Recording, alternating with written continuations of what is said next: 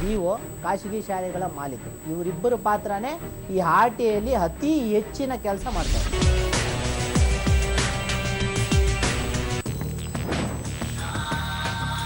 ಪ್ರತಿಯೊಂದು ಯಶಸ್ಸಿಗೂ ಶಾಂತಿ ಅಗತ್ಯವಿದೆ ಮತ್ತು ಗುಣಮಟ್ಟದ ಅಗತ್ಯವೂ ಇದೆ. ಇದು ಶಾಂತಿ ಮಸಾಲೆಲಲ್ಲದೆ ಇನ್ನೆಲ್ಲೂ ಸಿಗಲಾರದು. ಶಾಂತಿ ಪಾನ್ ಮಸಾಲ ಯಶಸ್ವಿಯಾಗುವುದಕ್ಕೆ ಶಾಂತಿ.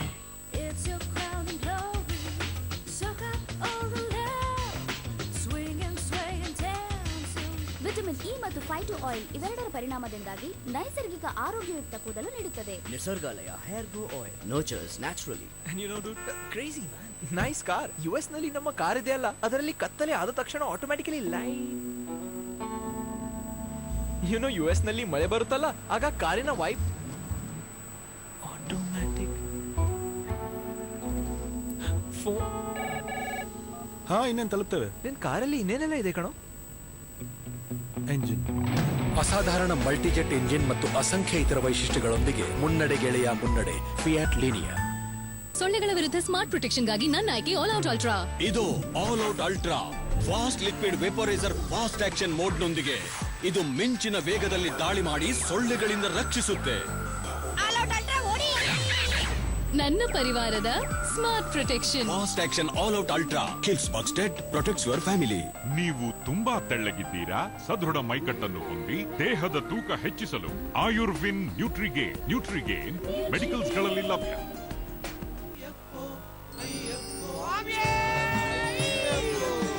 ಶರಣ ಮಂತ್ರಗಳಿಗೆ ಶಕ್ತಿ ನೀಡುವ ಕೋಯಾಸ್ ವಿಷ್ಣುಲೀಲಾ ಮತ್ತು ಇಂಟಿಮೇಟ್ ಅಗರಬತ್ತಿ. ನೊಂದ ಜೀವಗಳಿಗೆ ಸ್ಥೈರ್ಯ ತುಂಬಲು ಮತ್ತೆ ನಿಮ್ಮ ಮುಂದೆ ಬದುಕು ಜಟಕಾ ಬಂಡಿ. ಇಂದು ರಾತ್ರಿ 8 ಗಂಟೆಗೆ ನಿಮ್ಮ ಜೀ ಕನ್ನಡದಲ್ಲಿ.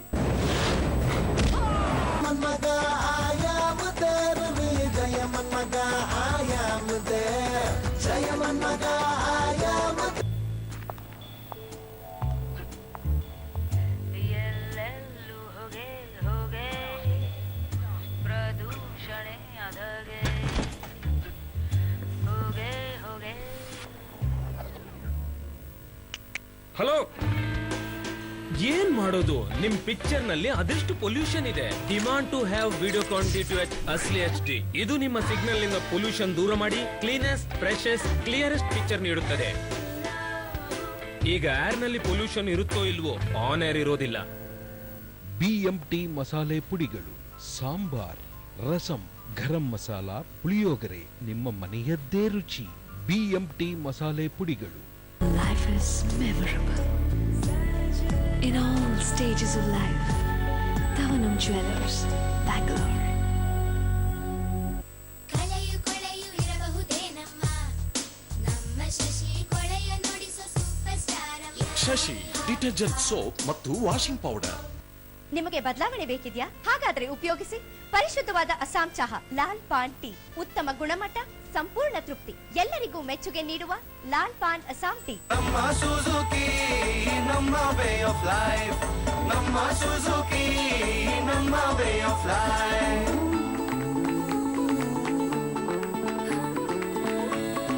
ನಮ್ಮ ಸುಜುಕಿ, ನಮ್ಮ ವೇ ಆಫ್ ಲೈಫ್ ನಿಮ್ಮ ಬಳಿ ಇದೆ ಅಲ್ವಾ? Suvarna news prime time. Cinema century ಸಂಜೆ 6:30ಕ್ಕೆ. ಕವರ್ ಸ್ಟೋರಿ ರಾತ್ರಿ 7:30ಕ್ಕೆ. ನಮ್ ವಾಯ್ಸ್ ರಾತ್ರಿ 8:15ಕ್ಕೆ. ಹೊರಗಿನ ಸಿನಿಮಾ ರಾತ್ರಿ 10 ಗಂಟೆಗೆ. ಅಲೆಮಾರಿ ರಾತ್ರಿ 10:30ಕ್ಕೆ. ತಪ್ಪದೇ ವೀಕ್ಷಿಸಿ ಸುವರ್ಣ ನ್ಯೂಸ್ನಲ್ಲಿ.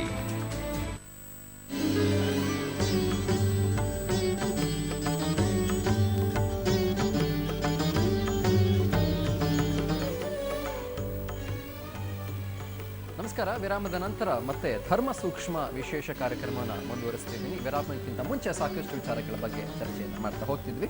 ಇದೀಗ ನಾನು ವಿದ್ವಾನ್ ಕಮಲಾಕರ ಭಟ್ ಅವರನ್ನ ಮತ್ತೆ ಮಾತಿಗೆ ಹೇಳ್ತೀನಿ. ಕಮಲಾಕರ ಭಟ್, ಈಗ ಸಮುದ್ರ ಮಂಥನ ಮಾಡುವಾಗ, ಕ್ಷೀರಸಾಗರ ಮಂಥನ ಆಗುವಾಗ ಮಹಾಲಕ್ಷ್ಮಿ ಕೂಡ ಹುಟ್ಟಿಕೊಂಡ್ಲು. ಮಹಾಲಕ್ಷ್ಮಿ ಬಗ್ಗೆ ಉಲ್ಲೇಖ ಹೇಗಿದೆ ಅಂತಂದ್ರೆ, ಕೋಟಿ ಸೂರ್ಯರನ್ನೂ ಮೀರಿಸುವಂಥ ತೇಜಸ್ಸು ಮಹಾಲಕ್ಷ್ಮಿಯದ್ದು. ಅದರ ಜೊತೆಗೆ ಜ್ಯೇಷ್ಠಲಕ್ಷ್ಮಿ ಅಂದ್ರೆ ಕಷ್ಟ ಕಾರ್ಪಣ್ಯಗಳಿಗೆ ಅದೇ ದೇವತೆ ಅಂತ ಹೇಳ್ತಾರೆ. ಅದ್ರ ಬಗ್ಗೆ ನಾವು ಯಾರು ಮಾತಾಡಕ್ಕೆ ಹೋಗಲ್ಲ. ಮಹಾಲಕ್ಷ್ಮಿಯ ಬಗ್ಗೆ ಯಾವ ರೀತಿ ಉಲ್ಲೇಖ ಇದೆ? ಇಲ್ಲ, ಸಮುದ್ರ ಮಥನದ ಸಂದರ್ಭದಲ್ಲಿ ಬಂದಂತಹ ಮಹಾಲಕ್ಷ್ಮಿ ಶ್ವೇತಾಶ್ವ ವಿಶೇಷವಾಗಿರತಕ್ಕಂಥ ಎಲ್ಲ ದ್ರವ್ಯಗಳ ನಂತರದಲ್ಲಿ ಲಕ್ಷ್ಮಿಯ ಆವಿರ್ಭಾವ ಆಗ್ತದೆ. ಆವಾಗ ಹೆಣ್ಣು ಅಂತ ಹೇಳಿದರೆ ಪ್ರತಿಯೊಬ್ಬರಿಗೂ ಸಹಿತ ಆಸೆ ಇರತಕ್ಕಂಥದ್ದು ಸಹಜವಾದಂಥ ಧರ್ಮ ದೈವತೆಗಳಲ್ಲೂ ಕೂಡ ಇದ್ದಿತ್ತು. ಹಾಗೆ ಯಾರನ್ನು ಒರೆಸುವುದು ಲಕ್ಷ್ಮಿ ಅಂತ ಆಯಿತು. ಆವಾಗ ನಾನು ಮುಂದೆ ಎನ್ನುವುದಾಗಿ ಹೇಳಿದಾಗ ಅವರೆಲ್ಲ ಪೈಪೋಟಿ ಶುರುವಾಯಿತು. ಆವಾಗ ಆಯ್ಕೆಯನ್ನು ಲಕ್ಷ್ಮಿಗೆ ಬಿಡ್ತಾರೆ. ಲಕ್ಷ್ಮಿಗೆ ಬಿಟ್ಟಾಗ ಒಬ್ಬೊಬ್ಬರ ಪರಿಚಯವನ್ನು ಮಾಡಿಸ್ಲಿಕ್ಕೆ ಪ್ರಾರಂಭ ಆಗುತ್ತೆ. ಮೊದಲಿಗೆ 4 ಮುಖವುಳ್ಳಂತ ಬ್ರಹ್ಮನ ದೇವನನ್ನು ತೋರಿಸ್ಲಿಕ್ಕೆ ಪ್ರಾರಂಭ ಮಾಡ್ತಾರೆ. ಬ್ರಹ್ಮನನ್ನು ತೋರಿಸ್ತಾರೆ, ನೋಡು 4 ಮುಖ ಇದೆ, ಬಹಳ ಚೆನ್ನಾಗಿದ್ದಾನೆ, ಇವನನ್ನು ನೀವು ವಿವಾಹ ಆಗಬೇಕು ಅಂತ ಹೇಳ್ತಾರೆ. ಏಷ ಬ್ರಹ್ಮೇತಿ ವೃದ್ಧ ಅಂತ ಹೇಳ್ತಾರೆ. ಅಂದ್ರೆ ಈ ಬ್ರಹ್ಮ ವೃದ್ಧನಾಗಿದ್ದಾನೆ, ನನಗೆ ಒರೆಸ್ಲಿಕ್ಕೆ ಸರಿಯಾದಂತ ಜನ ಅಲ್ಲ ಅಂತ ಹೇಳಿ ಯೋಚನೆ ಮಾಡ್ತಾರೆ. ಲಕ್ಷ್ಮಿ ತಿರಸ್ಕರ ಮಾಡ್ತಾರೆ. ಹಾಗಾದ್ರೆ ನೋಡ್ತಕ್ಕಂಥ ಸೂರ್ಯನನ್ನು ತೋರಿಸ್ತಾರೆ. ಎಷ್ಟು ಚೆನ್ನಾಗಿ ಕಾಣ್ತಾನೆ ನೋಡು, ಅತ್ಯಂತ ಕೆಂಪಾಗಿ ಕಾಣ್ತಾ ಇದ್ದಾನೆ, ಮುದ್ದಾಗಿ ಕಾಣ್ತಾ ಇದ್ದಾನೆ, ಅವನನ್ನು ಒರೆಸು ಅಂತ ಹೇಳಿದಾಗ ಸ್ಥಪತಿ ದಿನಕರೋ ಅವನ ಹತ್ರ ಹೋಗ್ಲಿಕ್ಕೆ ಆಗೋದಿಲ್ಲ, ಅವನು ಸುಡ್ತಾ ಇದ್ದಾನೆ. ಚಂಚಲೋ ಮಾತರೇಶ್ವ, ಹಾಗೆ ವಾಯುನನ್ನು ತೋರಿಸ್ತಾರೆ, ಅವನು ಸಹಿತ ಆಗೋದಿಲ್ಲ.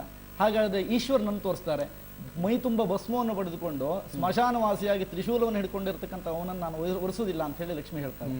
ಆವಾಗ ಕೊನೆಯದಾಗಿ ಮಂದಹಾಸಯುಕ್ತನಾಗಿರ್ತಕ್ಕಂಥ ಮಹಾವಿಷ್ಣುವಿಗೆ ಮಾಲೆಯನ್ನು ಅರ್ಪಣೆ ಮಾಡ್ತಾರೆ.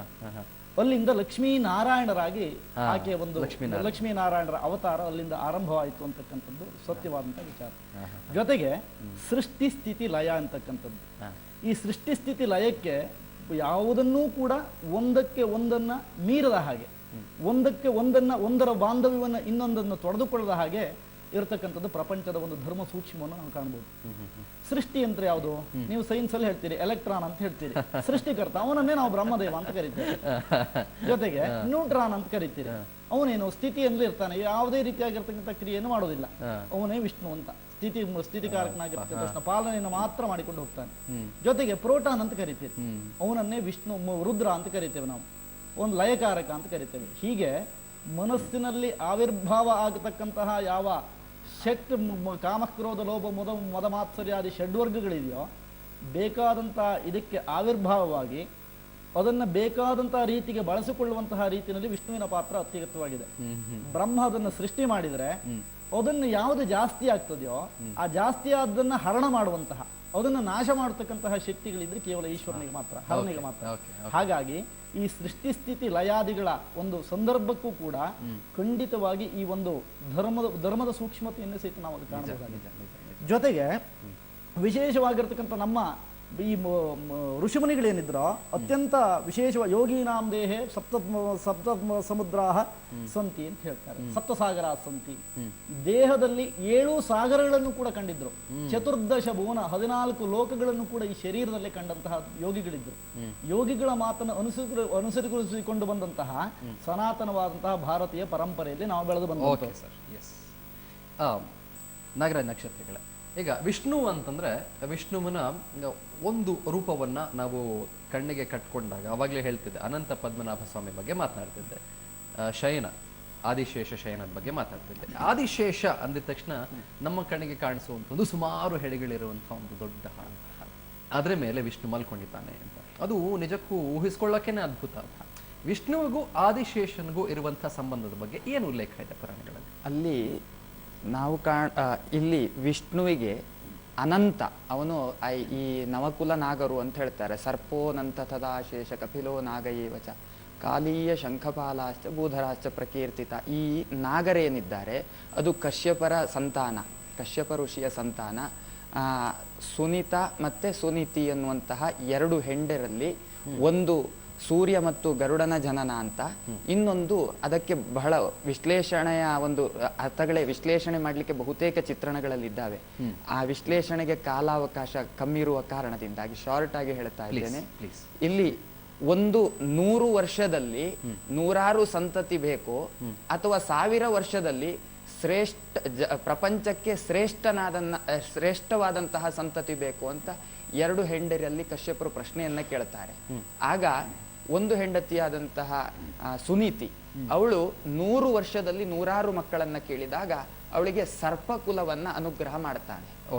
ಇನ್ನು 1000 ವರ್ಷದಲ್ಲಿ ಜಗತ್ತಿಗೆ ಶ್ರೇಷ್ಠವಾದಂತಹ ಸಂತಾನವನ್ನ ಕೇಳಿದಂತಹ ಇನ್ನೊಂದು ಹೆಂಡತಿಗೆ ಸೂರ್ಯನನ್ನ, ಅವಳಿಗೆ ದಿತಿದೇವಿ ಅಂತನೂ ಕೂಡ ಹೆಸರಿರುವಂತಹದ್ದು, ಅವಳಿಗೆ ಇರುವಂತಹದ್ದು, ಈ ಸೂರ್ಯನನ್ನ ಅನುಗ್ರಹ ಮಾಡ್ತಾಳೆ. ಸೂರ್ಯನನ್ನು ಮತ್ತೆ ಗರುಡನನ್ನು ಈ ಸರ್ಪರ ಈ ಒಂದು 100 ಮಕ್ಕಳಲ್ಲಿ ಅನಂತ ಏನಿದ್ದಾನೆ ಅವನು ವಿಷ್ಣುವಿನ ಸೇವೆಗಾಗಿ ಹೋಗತಕ್ಕಂಥ ಅನಂತ ಶಯನ. ಹೌದು ಹೌದು. ಅದಕ್ಕೆ ಅವನಿಗೆ ಅನಂತಹಾಸನ ಮತ್ತೆ ಹೀಗೆಲ್ಲ ಒಂದಿಷ್ಟು ನಾಮಾಂಕಿತಗಳು ಬಿರುದಾವಳಿಗಳು ಬಂತು ವಿಷ್ಣುವಿಗೆ. ಅವನು ಇನ್ನು ಒಂದೊಂದು ಸರ್ಪರು ಒಂದೊಂದು ರೀತಿಯಲ್ಲಿ ಚಲಿಸ್ತಾರೆ. ಶಿವನ ಬಳಿಗೆ ಒಂದೊಂದು ಸರ್ಪ ಒಂದು ಹೋಗ್ತದೆ, ಹಾಗೆ ನಮ್ಮ ವಿಶ್ವಂಬರನಲ್ಲಿಗೆ ಗಣಪತಿಯಲ್ಲಿಗೆ ಒಂದು ಸರ್ಪ ಹೋಗ್ತದೆ. ಹೀಗೆ ಸರ್ಪರು ಸೇವೆಗೋಸ್ಕರವಾಗಿ ವಿಷ್ಣುವಿನ ಬಳಿಗೆ ತೆರಳಿದ್ರು. ಈಗ ನೀವು ಅದ್ರ ಬಗ್ಗೆ ಮತ್ತಷ್ಟು ಬೆಳಕನ್ನ ಚೆಲ್ಲಬೇಕು ಅಂತಂದ್ರೆ, ಈಗ ವಾಸುಕಿಗೆ ಅಥವಾ ಆದಿಶೇಷನಿಗೆ ಅಷ್ಟೊಂದು ಹೆಡೆಗಳಿರೋದಕ್ಕೆ ಏನು ಉಲ್ಲೇಖ ಇದೆ ಪುರಾಣಗಳಲ್ಲಿ? ಯಾಕೆ ಅದು ಏನು ಉಲ್ಲೇಖ ಇದೆ? ಇದಕ್ಕೆ ಒಂದು ಸೂಕ್ಷ್ಮ ಸ್ಥಿತಿಯಲ್ಲಿ ನಿಮಗೊಂದು ಉತ್ತರವನ್ನ ಕೊಡ್ತೇನೆ. ಒಂದು ಘಟನೆಯಿಂದ ಕಲ್ಪನೆ. ಕಲ್ಪನೆ ಏನಿದೆ ಅದು ಚಿತ್ರಣ ರೂಪದಲ್ಲಿ ಹೊರಹೊಮ್ಮುವಂತ. ಘಟನೆ ಇಲ್ಲದೆ ಕಲ್ಪನೆ ಇರ್ಲಿಕ್ಕೆ ಸಾಧ್ಯ ಇಲ್ಲ. ಘಟನೆ ಇದ್ದು ಕಲ್ಪನೆ ಆಗುತ್ತದೆ, ಕಲ್ಪನೆಯಿಂದ ಒಂದು ಚಿತ್ರಣ ಹೊರಹೊಮ್ಮುತ್ತದೆ.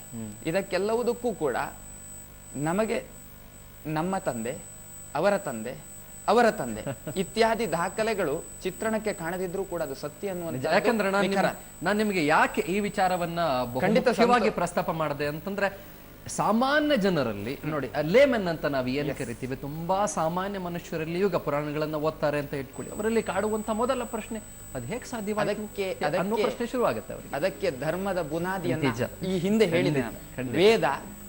ವೇದ ಅನ್ನುವಂತಹದ್ದು ಬ್ರಹ್ಮನಿಂದ ಹುಟ್ಟಿಕೊಂಡದ್ದು ವೇದ. ವೇದವನ್ನ ವಿಶ್ಲೇಷಣೆ ಮಾಡಿದ್ದು ವೇದವ್ಯಾಸರು. ಅಲ್ಲಿಂದ ನಾನು ಕವಲೊಡೆದಂತ ಪೂರ್ಣ ಬುನಾದಿಯನ್ನ ಹಾಕಿದೆ. ಹಾಗೆ ಇದೆಲ್ಲವುದು ಅಲ್ಲಿಂದಲೇ ಶುರುವಾದದ್ದು. ಅದಕ್ಕೂ ಮೂಲವನ್ನ ನೀವು ತೆಗೆದುಕೊಂಡ್ರೆ ಪ್ರಕೃತಿ ಮತ್ತೆ ಪುರುಷ. ನಾನು ಮತ್ತೆ ಮಾತಾಡ್ತೀನಿ ಇದ್ರ ಬಗ್ಗೆ ನಕ್ಷತ್ರಗಳೇ.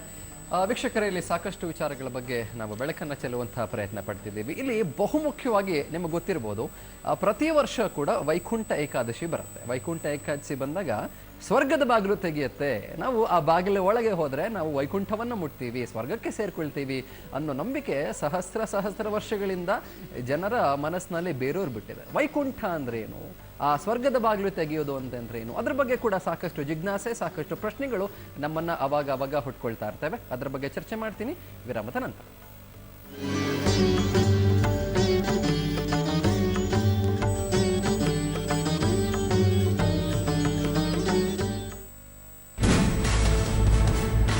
ದೇಶಭಕ್ತಿ ಅನ್ನೋದು ಯಾವ ಪಕ್ಷಕ್ಕೂ ಇಲ್ಲ. ಅವ್ರಿಗಿಲ್ಲ, ಹೊಟ್ಟೋಗಿದೆ ಈಗ. ಸೈನಿಕರ ನಿಜವಾದ ದೇಶಭಕ್ತರು ಅಂತ ಅನ್ಸುತ್ತೆ.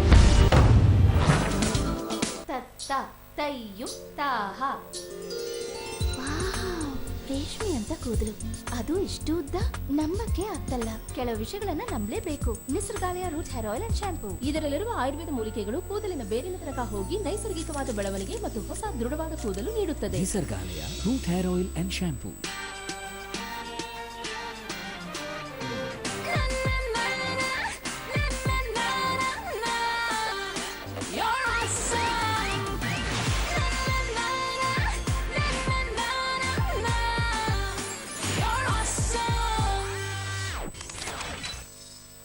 How big is the new big? It's as big as a sandwich and light as a feather. It's big to imagine and fun to share. And big on HD Entertainment. And big enough to read all at once. The new Xperia Z Ultra. Big screen, big entertainment. Sony. ಸೊಳ್ಳೆಗಳ ವಿರುದ್ಧ smart protection ಗಾಗಿ ನನ್ನ ಆಯ್ಕೆ all out ultra. ಇದು all out ultra fast liquid vaporiser fast action mode ನೊಂದಿಗೆ ಇದು ಮಿಂಚಿನ ವೇಗದಲ್ಲಿ ದಾಳಿ ಮಾಡಿ ಸೊಳ್ಳೆಗಳಿಂದ ರಕ್ಷಿಸುತ್ತೆ. ನನ್ನ ಪರಿವಾರದ smart protection. Fast action all out ultra kills bugs dead, protects your family. Job ದುಬೈಯಲ್ಲಿ guarantee. One time fees 6 lakh ಮಾತ್ರ. ನನ್ ಗ್ಯಾರಂಟಿ ಸ್ವಾಮಿ, ನಂದು. 96 ಜಾಬ್ಸ್, 22 ಸಿಂಗಪೂರ್ನಲ್ಲಿ, 17 ಅಮೆರಿಕಾದಲ್ಲಿ ಮತ್ತು 40 ದುಬೈಯಲ್ಲಿ. ಮತ್ತೆ ನನ್ನ ಫೀಸು ಕೇವಲ 2 ಮೈಸೂರು ಪಾಕ್. ಈಗ ತಮ್ಮ ಕನಸಿನ ಜಾಬ್ ಅನ್ನು ಯಾರು ಬೇಕಾದ್ರೂ ಹುಡುಕಿಕೊಳ್ಬಹುದು. ನನ್ನ ನಂಬಿ ವಿಂಡೋಸ್ 8 PC ಇಂದ ನೀವು ಪ್ರತಿ ಗುರಿ ಮುಟ್ಟಬಲ್ಲಿರಿ. ಏನ್ ಯೋಚನೆ ಮಾಡ್ತಾ ಇದ್ದೀರಿ? ಈಗ ಮನೆಗೊಯ್ಯಿರಿ ವಿಂಡೋಸ್ 8 ಟಚ್ PC 0% ಫೈನಾನ್ಸ್ ನಲ್ಲಿ, ಇಂಟ್ರೆಸ್ಟ್ ಫ್ರೀ EMI ಆಪ್ಷನ್ ಗಳ ಜೊತೆಗೆ. ಟೈಗರ್ ಸುಪಾರಿ ಜೀರ್ಣ ಶಕ್ತಿಗೆ ಒಳ್ಳೇದು, ರಕ್ತ ಶುದ್ಧಿಗೊಳಿಸುತ್ತದೆ. ಇದು ನ್ಯಾಚುರಲ್ ಮೌತ್ ಫ್ರೆಶ್ನರ್ ಕೂಡ. TSS ರವರ ಸುಗಂಧಿತ ಶುದ್ಧ ಅರಿಕೆ ಪುಡಿಗಳು. ಚಿಕ್ಕಮ್ಮ, ಇನ್ಮುಂದೆ ನೀವು ನನ್ನ ಮುಖ ನೋಡ್ಬೇಕಾಗೇ ಇಲ್ಲ, ಯಾಕಂದ್ರೆ ನಿಮ್ ಪೆನ್ಷನ್ ಡೈರೆಕ್ಟ್ ಆಗಿ ನಿಮ್ ಅಕೌಂಟಿಗೆ ಜಮಾ ಆಗತ್ತೆ. ನೋಡಿ, ಚೆಕ್ ಮಾಡ್ಕೊಳ್ಳಿ. ಆದ್ರೆ ಪೂರ್ತಿ ಪೆನ್ಷನ್ ಹಣ ಬಂದಿದ್ಯೋ ಇಲ್ವೋ ಅಂತ ನೋಡಿ ಹೇಳು. ಹೌದು, ನೆನ್ಪಿದೆ ನನ್ಗೆ. ಆ ವ್ಯಕ್ತಿ ಒಂದ್ಸಲ ಹೇಳಿ. क्योंकि आज अगर एक बड़ी चुनौती हमारे सामने है वो रोजगारी की। सबसे पहले 100 रुपए आपके विकास के लिए रखते हैं तो उसमें से खाली 15 रुपए आपके विकास के लिए असलियत में काम करते हैं। ಚಿಕ್ಕಮ್ಮ ನನಗೆ ಗೊತ್ತು, ಪೂರ್ವ ಪ್ರಧಾನಮಂತ್ರಿ ರಾಜೀವ್ ಗಾಂಧಿ ಅವರು ನೋಡಿರೋ ಕನಸು ಇವತ್ತು ನನಸಾಗ್ತಾ ಇದೆ. ನಿಮ್ಮ ಪೆನ್ಷನ್ನ ಒಂದೊಂದು ಪೈಸಾ ಕೂಡ ನಿಮ್ಮ ಅಕೌಂಟಿಗೆ ಬಂದಿದೆ. ನೋಡಿ, ಚೆಕ್ ಮಾಡ್ಕೊಳ್ಳಿ. ನನಗೆ LPGಯ ಹಣ ಸಿಕ್ತು. ನನ್ಗೆ ಸ್ಕಾಲರ್ಶಿಪ್ ನ ಹಣ ಸಿಕ್ತು. DBT ಅಂದ್ರೆ ಡೈರೆಕ್ಟ್ ಬೆನಿಫಿಟ್ಸ್ ಟ್ರಾನ್ಸ್ಫರ್, ಅಂದ್ರೆ ನಿಮ್ಮ ಹಕ್ಕಿನ ಸಂಪೂರ್ಣ ಹಣ ನೇರವಾಗಿ ನಿಮ್ಮ ಕೈಯಲ್ಲಿ. ಏನ್ ನೀವು ಪಡ್ಕೊಂಡ್ರಾ ನಿಮ್ಮ ಹಣದ ಹಕ್ಕು? ದೂರ ಸಾಗಬೇಕಾಗಿದೆ.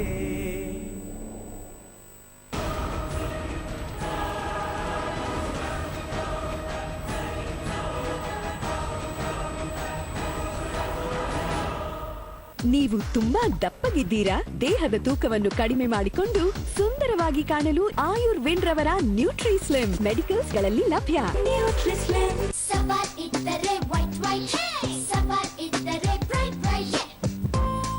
ಸವಾಲ್ ಡಿಟರ್ಜೆಂಟ್ ಸೋಪ್ ಅಂಡ್ ಸವಾಲ್ ವಾಷಿಂಗ್ ಪೌಡರ್. ನಮಗೆ ಗೊತ್ತಿದ್ದ ಹಾಗೆ ಎಲ್ಲಾ ತರಹದ ಜೆಮ್ಸ್ ಖನಿಜ ದಾಸ್ತಾನುಗಳಿಂದಲೇ ತೆಗೆಯಲಾಗುತ್ತೆ. ಹೌದು, ಅದಕ್ಕಾಗಿ ಗುರೂಜಿಯವರು ಯೋಗ್ಯ ದರದಲ್ಲಿ ಸಿಗುವಂತಹ real Sri Lankan gems, real Jaipur gems and jewels ರಿಂದ ಮಾತ್ರ ಖರೀದಿಸಬೇಕೆಂದು ಹೇಳಿದ್ದಾರೆ. ಜಯನಗರ, ಬೆಂಗಳೂರು, ಟಿ ನಗರ, ಚೆನ್ನೈ ಶಾಖೆಗಳಿಂದ ಮಾತ್ರ ರಿಯಲ್ ಜೆಮ್ಸ್ ಅನ್ನ ಕೊಂಡುಕೊಳ್ಳಿರಿ. 9845294282, 097104044. ಫೀಸ್ ಕಟ್ತಾರೆ 30,000 40,000 ಆಗುತ್ತೆ ಅಂತಾರೆ ಇಂಗ್ಲಿಷ್ ಮೀಡಿಯಂ. ಎಲ್ಲಿಂದ ತಂದು ಕಟ್ಟೋದು ಬಡವರು?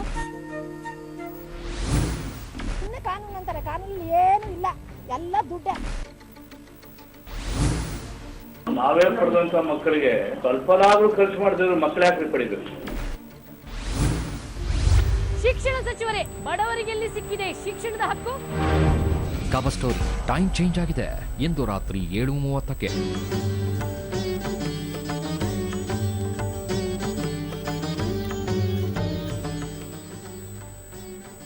ನಮಸ್ತೆ. ವಿರಾಮದ ನಂತರ ಮತ್ತೆ ಧರ್ಮ ಸೂಕ್ಷ್ಮ ವಿಶೇಷ ಕಾರ್ಯಕ್ರಮನ ಮುಂದುವರಿಸ್ತಿದ್ದೀನಿ. ಕೃಷ್ಣರಾಜ್ ಭಟ್ರೆ, ಇವಾಗಲೇ ವೈಕುಂಠದ ಬಗ್ಗೆ ನಾನು ಮಾತನಾಡ್ತಿದ್ದೆ. ತುಂಬ ಅಮೇಝಿಂಗ್ ಅನ್ನುವಂಥ ಒಂದು ಕಲ್ಪನೆ ಇದೆ. ವೈಕುಂಠ, ಸ್ವರ್ಗದ ಬಾಗಿಲು ತೆಗೆಯೋದು, ಸತ್ ಮೇಲೆ ಆ ಬಾಗಿಲು ಒಳಗೆ ಹೋದರೆ ಸ್ವರ್ಗಕ್ಕೆ ಹೋಗೋದು ಅನ್ನೋದು. ಅದ್ರ ಬಗ್ಗೆ ಏನು ಪ್ರಸ್ತಾವನೆ ಇದೆ, ಏನಂತೀರಿ? How do relate it? ಅಂದ್ರೆ ಶಾಸ್ತ್ರದಲ್ಲಿ ಸ್ವರ್ಗ ಅನ್ನೋದು ಎರಡು ತರ ಇರುತ್ತೆ. ಯಾಕೆಂದ್ರೆ ಒಂದು, ನಾವು ಈಗ ಸ್ವರ್ಗ ನರಕ ಅಂತ ಮಾತಾಡ್ತೇವಲ್ವಾ, ಅದಕ್ಕೂ ಸ್ವರ್ಗ ಅಂತ ಹೆಸರಿದೆ. ವೈಕುಂಠಕ್ಕೂ ಸ್ವರ್ಗ ಅಂತ ಹೆಸರಿದೆ. ಸ್ವರ್ಗ ಅಂತಂದ್ರೆ ಯಾರು ಅತ್ಯಂತ ಉತ್ತಮರು ಅವರಿಗೆ ಹೋಗ್ಲಿಕ್ಕೆ ಆಗುವಂತಹದ್ದು ಅಂತ ಅರ್ಥ. ಅಂದ್ರೆ ಅಲ್ಲಿನ ಬಾಗಿಲು ತೆಗೆಯುವುದು ಅಂತಂದ್ರೆ ಇದು ಆ ಎರಡು ಶಬ್ದದ ರಿಲೇಷನ್ ಇಂದನೇನು ಇದನ್ನು ಅದನ್ನು ಒಂದೇ ಅಂತ ಅನ್ಕೊಂಡ್ಬಿಟ್ಟಿದ್ದಾರೆ. ಅದು ವಿಷ್ಣುವಿನ ಲೋಕವನ್ನು ಕೂಡ ಸ್ವರ್ಗ ಅಂತ ಹೇಳುದು. ಅಂದ್ರೆ ಸ್ವ ಅಂದ್ರೆ ಅವನ ಆತ್ಮ ಏನು ಯಾವಾಗ ಸಾಕ್ಷಾತ್ಕಾರಗೊಳ್ಳುತ್ತೋ ಆಗ ಹೋಗ್ಲಿಕ್ಕಾಗುವ ಲೋಕ ಅಂತ ಹೆಸರದನ್ನು ಹೇಳುದು. ಹಾಗೆ ಇಲ್ಲಿ ಸ್ವರ್ಗದ ಬಾಗಿಲು ತೆಗೆಯುವುದು ಅಂತ ಅನ್ನುವಾಗ ಈಗ ಹೆಚ್ಚು ಕಡೆ ಎಲ್ಲ ಕಡೆಯಲ್ಲೂ ಸಿಂಬಾಲಿಕ್ ಆದದ್ದನ್ನೇ ನಾವು ಇವತ್ತು ಹೆಚ್ಚು ಯೂಸ್ ಮಾಡ್ಕೊಂಡ್ರೆ ನಮ್ಗೆ ಅದು ಸ್ವಲ್ಪ ರಿಲೇಟ್ ಅಂತ ಅನ್ನಿಸಿ ನಾವು ಅದನ್ನು ಒಪ್ಕೊಳ್ಳಿಕ್ಕಾಗತ್ತೆ. ಭಾಗವತದಲ್ಲಿ ಹೇಳುವಾಗ ಅದರ ಬಗ್ಗೆ ಪೂರ್ತಿ ಕಲ್ಪನೆಯನ್ನು ಕೊಡ್ತಾರೆ. ಅಂದ್ರೆ ಭರತಖಂಡ, ಅಲ್ಲಿಂದ ಕೆಂಪುರುಷ ಖಂಡ, ಹರಿವರ್ಷ, ಹೀಗೆ ಮೇಲೆ ಹೋಗ್ತಾ ಕೊನೆಗೆ ಕ್ಷೀರಸಾಗರ, ಅಲ್ಲಿ ಶ್ವೇತದ್ವೀಪ, ವೈಕುಂಠ, ಅನಂತಾಸನ. ಅನಂತಾಸನ ಅಂದ್ರೆ ಭಗವಂತ ಇರುವ ಜಾಗ, ವೈಕುಂಠ ಅಂತಂದ್ರೆ ಆ ಹೊರ ಪೌಳಿ, ಅದಕ್ಕೆ ಕ್ಷೀರಸಾಗರ ಅಂತಂದ್ರೆ ಅದಕ್ಕೆ ದಂಡೆ, ಹೊರಭಾಗ. ಇದು ಮೂರು ಕಲ್ಪನೆ ಇದೆ. ಆ ಮೂರು ಕಲ್ಪನೆ ದೇವತೆಗಳು ಹೋಗಿ ಯಾವಾಗ್ಲೂ ಪ್ರಾರ್ಥಿಸುವಂತದ್ದು ಹೇಳುದು ಕ್ಷೀರಸಾಗರದ ಎದುರುಗಡೆ. ಅಂದ್ರೆ ಇನ್ನೂ ಮೋಕ್ಷವನ್ನು ಹೊಂದದಂತಹ ಮಂದಿ ಅಲ್ಲಿವರೆಗೆ ಹೋಗಬಹುದು. ಮೋಕ್ಷವನ್ನು ಹೊಂದಿದ ಮೇಲೆ ಆ ಲೋಕಕ್ಕೆ ಹೋಗ್ತಾರೆ ಅಂತನ್ನುವಂತಹ ಶಾಸ್ತ್ರದ ಕಲ್ಪನೆ ಇರುವಂತಹದ್ದು. ಒಟ್ಟಿನಲ್ಲಿ ನಾವು ಪೌರಾಣಿಕ ಕಥೆಗಳನ್ನ ಒಂದು ಕಡೆಗೆ ಇಟ್ಟು ನೋಡೋದಂದ್ರೆ, ನಾವು ಈಗಿನ ಜನರೇಷನ್ಗೆ, ಈಗಿನ ಲೈಫ್ಗೆ ಕಂಪೇರ್ ಮಾಡ್ತಾ ಹೋದ್ರೆ, ಯಾವಾಗ ಮನುಷ್ಯ ತನ್ನನ್ನು ತಾನು ಕಂಡ್ಕೊಳ್ತಾನೋ ಅವನಿಗೆ ಆತ್ಮ ಸಾಕ್ಷಾತ್ಕಾರ ಆಗುತ್ತೋ ಅದೇ ಸ್ವರ್ಗ ಅಂತೀವಿ. ಹೌದು, ಖಂಡಿತ. ಓಕೆ, ಮತ್ತೆ ಚರ್ಚೆಯನ್ನ ಮುಂದುವರಿಸ್ತೀನಿ. ಕಮಲಾಕರ್ ಭಟ್, ಈ ಆದಿಶೇಷನ್ ಬಗ್ಗೆ ಅವಾಗಲೇ ಮಾತನಾಡ್ತಿದ್ದೆ. ಆದಿಶೇಷದ ಬಗ್ಗೆ ಒಂದು ಪುರಾಣದಲ್ಲಿ ಸಾಕಷ್ಟು ವಿಚಾರ ಬರುತ್ತೆ. ಆದಿಶೇಷನ್ಗೆ ಒಂದ್ಸಲ ಬೇಜಾರಾಗೋಗುತ್ತಂತೆ. ಏನ್ ಯಾವಾಗ್ಲೂ ವಿಷ್ಣು ನನ್ನ ಮೇಲೆ ಮಲ್ಕೊಂಡಿರ್ತಾನೆ ಅಂತ ಬೇಜಾರಾಗತ್ತಂತೆ, ಜಗಳ ಆಗತ್ತಂತೆ. ಅದ್ರ ಬಗ್ಗೆ ಏನು ಉಲ್ಲೇಖ? ಇಲ್ಲ, ಖಂಡಿತವಾಗಿಯೂ ಆದಿಶೇಷ ಈ ಭೂಮಿಯನ್ನು ಹೊತ್ತಿರತಕ್ಕಂಥವನು. ಅದರಲ್ಲಿ ಯಾವುದೇ ಕಾರಣಕ್ಕೂ ಕೂಡ ಈ ಭೂಮಿಯನ್ನ ಹೊತ್ತಿರತಕ್ಕಂಥವನು ಆದಿಶೇಷ ಅಂತಕ್ಕಂಥದ್ದು ನಂಬಿಕೆ. ನಾವು ಆ ನಂಬಿಕೆ ಆಧಾರದಲ್ಲಿ ನೋಡಿದ್ರೆ ಭೂಕಂಪ ಆಗುವಾಗ ಅವನಿಗೆ ಸಿಟ್ಟು ಬಂದ್ರೆ ಭೂಕಂಪ ಆಗ್ತದೆ ಅಂತ ನಾವು ತಿಳ್ಕೋಬೇಕಾಗ್ತದೆ. ಹಾಗಾಗಿ ಆ ಒಂದು ನಿಟ್ಟಿನಲ್ಲಿ ನೋಡಿದಾಗ ನಮ್ಮ ಧರ್ಮವನ್ನ, ಯಾಕಂದ್ರೆ ಆತ ಭೂಮಿಯನ್ನು ಹೊತ್ಕೊಂಡಿದ್ದಾನೆ. ಖಂಡಿತ ಆ ಭೂಮಿಯನ್ನು ಹೊತ್ತುಕೊಂಡಿರತಕ್ಕಂಥ ಆದಿಶೇಷನಿಗೆ ಎಲ್ಲಿ ಅಪಚಾರವಾಗ್ತದೋ, ನಮ್ಮ ಮನಸ್ಸಿನಲ್ಲಿ ಮನಸ್ಸನ್ನು ಶುದ್ಧವನ್ನು ಮಾಡಿಕೊಳ್ಳದೆ ಯಾವ ಕಾರ್ಯವನ್ನು ಮಾಡಿದರೂ ಕೂಡ ಭಗವಂತ ಅದನ್ನು ಸ್ವೀಕರಿಸಲಾರ. ಅದನ್ನೇ ಪಾಪ ಅಥವಾ ಪುಣ್ಯ ಅಂತ ಕರೆದ್ರು. ಆಗಲೇ ಹೇಳಿದೆ ನಾನು, ಪಾಪಾಯ ಪರಪೀಡನಂ ಅಂತ, ಪರೋಪಕಾರಾಯ ಪುಣ್ಯಾಯ ಪಾಪಾಯ ಪರಪೀಡನಂ ಅಂತ. ಬೇರೆಯವರಿಗೆ ಆದಂತಹ ಸಹಕಾರವನ್ನು ಕೊಟ್ಟು ಉಪಕಾರವನ್ನು ಮಾಡಿದಂತಹ ಸಂದರ್ಭದಲ್ಲಿ ಅದರಿಂದ ಪುಣ್ಯೋತ್ಪತ್ತಿ ಆಗ್ತದೆ ಅಂತಕ್ಕಂಥದ್ದು ಶಾಸ್ತ್ರದಲ್ಲಿ ಹೇಳಿರ್ತಕ್ಕಂಥ ವಿಷಯ. ಜೊತೆಗೆ ಇನ್ನೊಬ್ಬರಿಗೆ ಪೀಡನೆಯನ್ನು ಮಾಡಿದರೆ ಅಲ್ಲಿ ಪಾಪ ಎಂತಕ್ಕಂಥದ್ದು ನಮಗೆ ಖಂಡಿತವಾಗಿ ಸಹಿತ ನಾವು ಸಂಗ್ರಹಿಸಿದಾಗೆ ಆಯ್ತು. ಅದರ ಪರಿಣಾಮವಾಗಿ ಖಂಡಿತವಾಗಿಯೂ ಕೂಡ ಆದಿಶೇಷನ ಸಂಪೂರ್ಣವಾದಂತ ಅವಕೃಪೆಗೆ ಪಾತ್ರರಾದಂತಹ ನಾವು ಈಗಿನ ಪ್ರಕೃತಿ ವಿಕೋಪವನ್ನೆಲ್ಲ ನೋಡ್ತೇವೆ.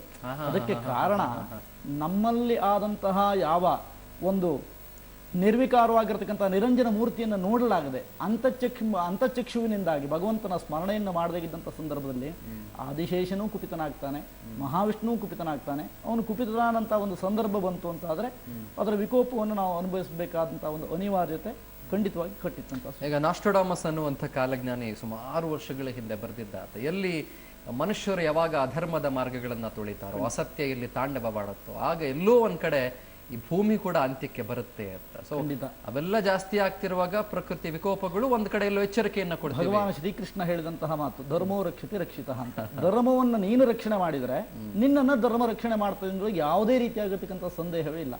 ಆಸ್ತಿಕ ಮತ್ತು ನಾಸ್ತಿಕ ಭಾವವನ್ನು ಹೊರತಾಗಿ ಆಸ್ತಿಕತೆಯೆಡೆಗೆ ನಮ್ಮ ಜೀವನವನ್ನು ತೆಗೆದುಕೊಂಡು ಹೋದಂತಹ ಸಂದರ್ಭದಲ್ಲಿ ನಮಗೆ ಬೇಕಾದಂತಹ ಸಕಲ ರೀತಿಯಂತ ಯಾವ ಸತ್ಕಾಮನೆಗಳಿದೆಯೋ ಅದು ಖಂಡಿತವಾಗಿ ನೆರವೇರ್ತದೆ.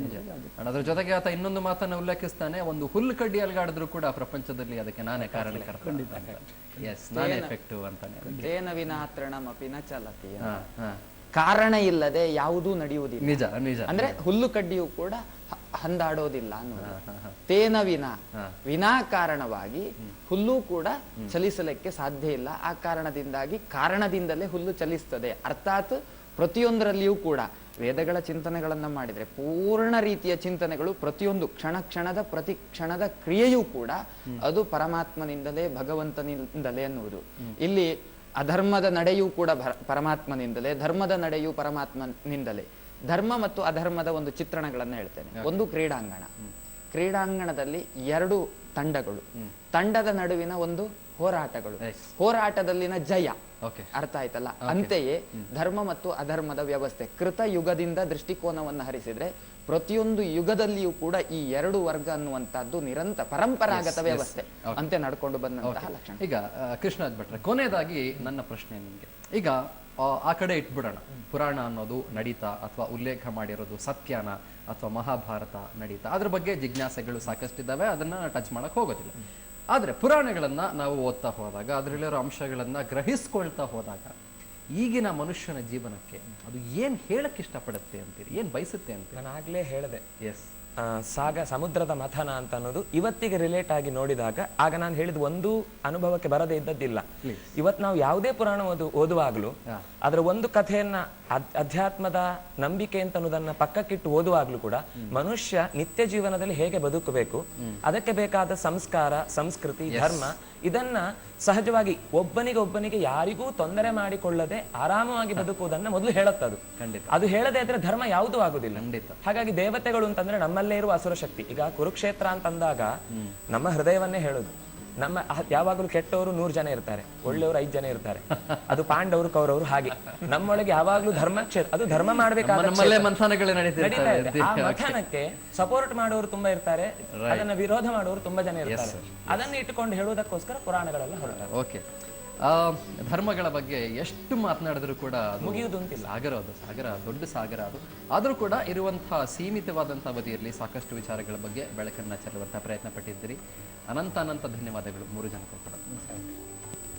ವೀಕ್ಷಕರೇ, ನೀವು ಕೂಡ ಗಮನಿಸಿದ್ರಿ, ನಾವು ಸಾಕಷ್ಟು ವಿಚಾರಗಳ ಬಗ್ಗೆ ಇಲ್ಲಿ ಬೆಳಕನ್ನು ಚೆಲ್ಲುವಂತಹ ಪ್ರಯತ್ನವನ್ನ ಪಟ್ವಿ. ಆದರೆ ನಾನು ಅವಾಗಲೇ ಒಂದು ಮಾತು ಹೇಳ್ತಿದ್ದೆ, ಅದು ಎಷ್ಟು ಮಾತನಾಡಿದ್ರೂ ಕೂಡ ಧರ್ಮದ ಬಗ್ಗೆ ಅದು ಮುಗಿಯದೇ ಇರುವಂತಹ ವಿಚಾರ. ಧರ್ಮ ಯಾವುದೇ ಆಗಿರ್ಬೋದು, ನಾವು ಸಾಕಷ್ಟು ಧರ್ಮಗಳನ್ನ ಪಾಲಿಸ್ಕೊಂಡು ಬರ್ತಾ ಇದ್ದೀವಿ. ಇವರು ಆ ಧರ್ಮದವರು, ಇವರು ಆ ಧರ್ಮದವರು, ಇವರು ಅದು ಇದು ಅಂತ ಹೇಳ್ಕೊಂಡು ಬರ್ತಿದ್ದೀವಿ. ಆದರೆ ಎಲ್ಲಾ ಧರ್ಮವೂ ಕೂಡ ಹೇಳೋದು ಒಂದೇ, ಯಾವತ್ತೂ ಕೆಟ್ಟದನ್ನ ಮಾಡಬೇಡಿ, ಸತ್ಯದ ಹಾದಿಯಲ್ಲಿ ನಡೀರಿ ಅನ್ನೋದು.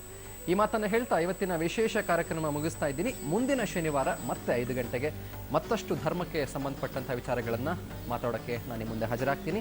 ನೇರ, ದಿಟ್ಟ, ನಿರಂತರ ಸುದ್ದಿಗಾಗಿ ನೋಡ್ತಾ ಇರಿ ಸುವರ್ಣ ನ್ಯೂಸ್ 24/7.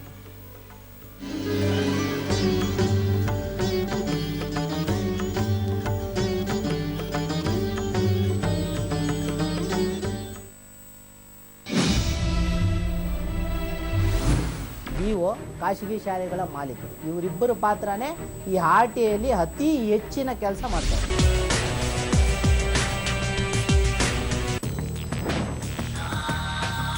ಪ್ರತಿಯೊಂದು ಯಶಸ್ಸಿಗೂ ಶಾಂತಿ ಅಗತ್ಯವಿದೆ ಮತ್ತು ಗುಣಮಟ್ಟದ ಅಗತ್ಯವೂ ಇದೆ. ಇದು ಶಾಂತಿ ಮಸಾಲೆಲಲ್ಲದೆ ಇನ್ನೆಲ್ಲೂ ಸಿಗಲಾರದು.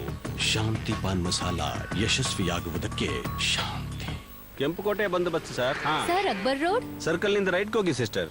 ಸಿಸ್ಟರ್, ನೀವು ರಾಖಿ ಕಟ್ಟಿಸ್ಕೊಳ್ಳಿಲ್ವಾ ಅಣ್ಣ? ಬೆಳಗಿನಿಂದ ಡ್ಯೂಟಿಲಿದ್ದೇನೆ. ಕೈ ಕೊಡು. ಕೊಡಣ್ಣ. ಹ್ಯಾಪಿ ರಕ್ಷಾ ಬಂಧನ್. ನೋಡಮ್ಮ, ನನ್ನ ಹತ್ರ ಕೊಡೋದಕ್ಕೆ ನೋ, ಇಟ್ಸ್ ನಾಟ್ ಓಕೆ. ನನ್ನ ನಂಬರ್ ತಗೊಳ್ಳಿ, ಏನೇ ಪ್ರಾಬ್ಲಮ್ ಇದ್ರೂ ಒಂದು ಕಾಲ್ ಮಾಡಿ. ತಗೊಳ್ಳಿ 99. ಸಾರ್ವಜನಿಕರು ಮತ್ತು ಪೊಲೀಸರ ಮಧ್ಯೆ ಸಂಬಂಧ ಒಂದೊಳ್ಳೆ ಐಡಿಯಾ. Good choice. ನಾನು ಮೀಡಿಯಂ ಪಿಜ್ಜಾ ಹೇಳಿದೆ, ಇದೇನ್ ಮಾಡಿದೆ? ಅಲ್ಲ ಕಣೋ, ನಾನು ಮೀಡಿಯಂ ಅನ್ನೇ ಮಾಡಿದೆ. ಈಗೇನ್ ಮಾಡೋಣ? ವಾಪಸ್ ಮಾಡು.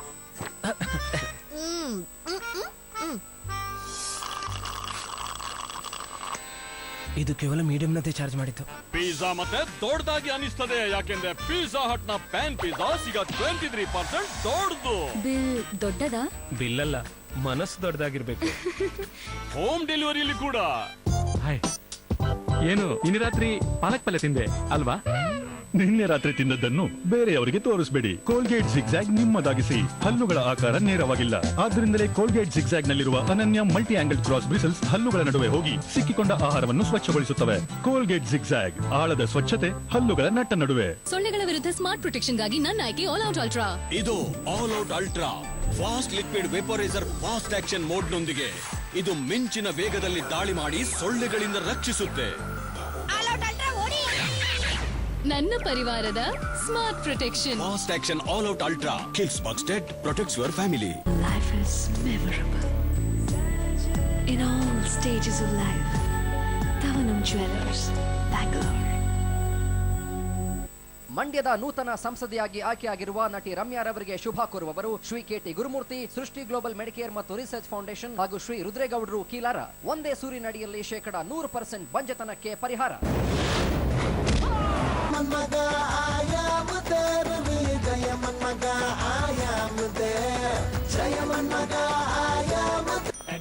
ಚಿಕ್ಕಮ್ಮ, ಇನ್ಮುಂದೆ ನೀವು ನನ್ನ ಮುಖ ನೋಡ್ಬೇಕಾಗೇ ಇಲ್ಲ, ಯಾಕಂದ್ರೆ ನಿಮ್ ಪೆನ್ಷನ್ ಡೈರೆಕ್ಟ್ ಆಗಿ ನಿಮ್ ಅಕೌಂಟಿಗೆ ಜಮಾ ಆಗತ್ತೆ. ನೋಡಿ, ಚೆಕ್ ಮಾಡ್ಕೊಳ್ಳಿ. ಆದ್ರೆ ಪೂರ್ತಿ ಪೆನ್ಷನ್ ಹಣ ಬಂದಿದ್ಯೋ ಇಲ್ವೋ ಅಂತ ನೋಡಿ ಹೇಳು. ಚಿಕ್ಕಮ್ಮ, ಹೌದು, ನೆನ್ಪಿದೆ ನನ್ಗೆ.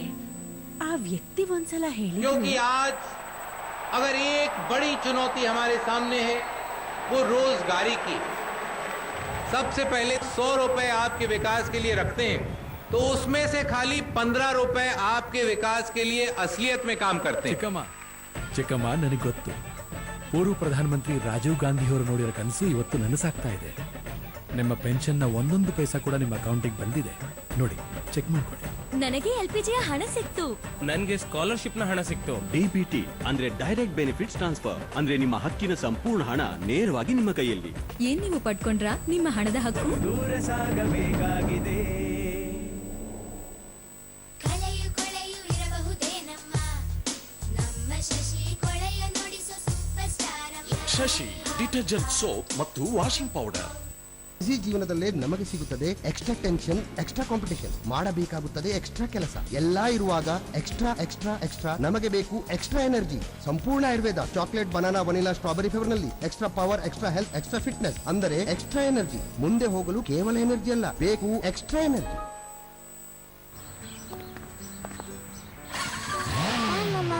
ತಗೊಂಡೋಗಡಿ ಹೊಸ ಕ್ಯಾಸ್ಟ್ರಾಲ್ ಆಕ್ಟಿವ್ ಬಾಂಡ್ಸ್ ಯುಕ್ತ. ಇದು ನೀಡುತ್ತೆ ನಿರಂತರ ಸುರಕ್ಷೆ. ಇಂಜಿನ್ ಆಫ್ ಆದ ಮೇಲೂ ಬಾಂಡ್ಸ್ ಅಂಟಿಕೊಂಡೇ ಇರ್ತವೆ, ಅಂದ್ರೆ ನೀವು ಸಾಗುತ್ತಲೇ ಇರುವಿರಿ. Suvarna news prime time cinema century ಸಂಜೆ 6:30ಕ್ಕೆ, ಕವರ್ ಸ್ಟೋರಿ ರಾತ್ರಿ 7:30ಕ್ಕೆ, ನಮ್ ವಾಯ್ಸ್ ರಾತ್ರಿ 8:15ಕ್ಕೆ, ಹೊರಗಿನ ಸಿನಿಮಾ ರಾತ್ರಿ 10 ಗಂಟೆಗೆ, ಅಲೆಮಾರಿ ರಾತ್ರಿ 10:30ಕ್ಕೆ. ತಪ್ಪದೆ ವೀಕ್ಷಿಸಿ ಸುವರ್ಣ ನ್ಯೂಸ್ನಲ್ಲಿ. ಸಹ ಪ್ರಾಯೋಜಕರು ಆಯುರ್ವಿನ್ ನ್ಯೂಟ್ರಿಗೆ